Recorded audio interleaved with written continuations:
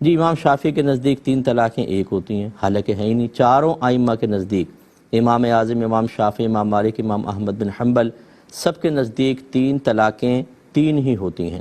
ایک وقت میں ایک لفظ سے کہہ دیں کہ میں نے تجھے 3 طلاقیں دی، یا الگ الگ الفاظ سے کہیں میں نے تجھے طلاق دی، میں نے تجھے طلاق دی، میں نے تجھے طلاق دی۔ یاد رکھیں 3 طلاقیں 3 ہی واقع ہوں گی۔ نبی کریم صلی اللہ علیہ وسلم کے اور صدیق اکبر رضی اللہ تعالی عنہ کے ادوار میں لوگوں کو اپنی بات کو دہرانے کی عادت تھی، جس کو تاکید کرنا کہتے ہیں، طلاق طلاق طلاق۔ وہ ایک طلاق کا ارادہ کرتے تھے، 2 طلاق صرف سنانے کے لیے، سمجھانے کے لیے، کہ کوئی ایسا نہ ہو شک و شبہ رہے، دہرا دیا کرتے تھے۔ جیسے ہم کہتے ہیں یار پانی پلا دو، پانی پانی، تو یہ 3 پانی نہیں منگائے، 1 پانی۔ لیکن جب عمر فاروق رضی اللہ تعالیٰ، اچھا یہ بھی یاد رکھیں کہ نبی کریم صلی اللہ علیہ وسلم کے دور میں ہی جب یہ ظاہر ہو گیا کہ 3 طلاقیں دینے کا ہی شوہر کا قصد و ارادہ تھا، تو نبی کریم صلی اللہ علیہ وسلم نے 3 طلاقیں نافذ مانی ہیں، یہ ذہن میں رکھیں۔ اب یہ جب عمر فاروق رضی اللہ تعالیٰ عنہ کا دور آیا تو وہ اسلوب کلام تبدیل ہوا، اور حضرت عمر فاروق نے غور کیا کہ اب لوگ 3 طلاقوں کا ہی ارادہ کر رہے ہیں،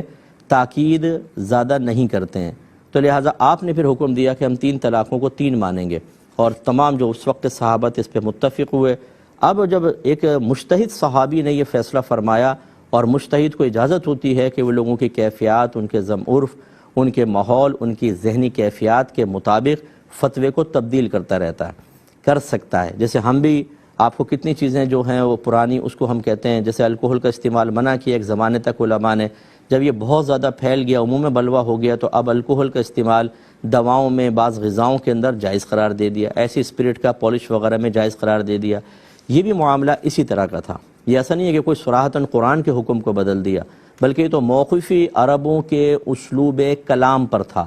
پہلے تاکید کرتے تھے، لفظ کو دہراتے تھے، پھر وہ دہرانے کی عادت ختم ہو گئی، 3 طلاق کا ارادہ ظاہر ہوا، تو آپ نے اس پر فیصلہ فرمایا۔ پھر چاروں ائمہ اس پر متفق ہوئے، اور 1500 سال کے تمام بڑے بڑے فقہا اسی پر متفق رہے۔ لہٰذا اب یہ کہنا کہ جی امام شافعی نے کیا، یا کوئی کسی کے بھی آپ مینورٹی کا فتویٰ لے لیں، آپ میجورٹی ایک طرف ہے جو فقہ ہم مانتے ہیں، بڑے بڑے فقہا ہمارے درمیان ہیں، اور ہم کسی کا بھی جو قول ہمیں پسند آ جائے نا، وہ کہے 3 طلاقیں ہوئی نہیں، 3 دے دو، 1 بھی نہیں ہوگی۔ بعض تو ایسے بھی آپ کو ملیں گے، بعض کہیں گے نہیں 1 ہو گئی ہے۔ دونوں مسئلے غلط ہیں۔ 3 طلاق کے بعد حلالہ کے بغیر آپ ساتھ نہیں رہ سکتے، یہ زنا کا دروازہ کھل جائے گا۔ اس لیے اگر وہ نہیں مانتے، اور یہ جیسے امام شافعی کے قول لے کر آ گئے، حالانکہ ان کو پتہ ہی نہیں، ان سے پوچھیں امام شافعی تھے کون، ذرا یہ تو بتاؤ،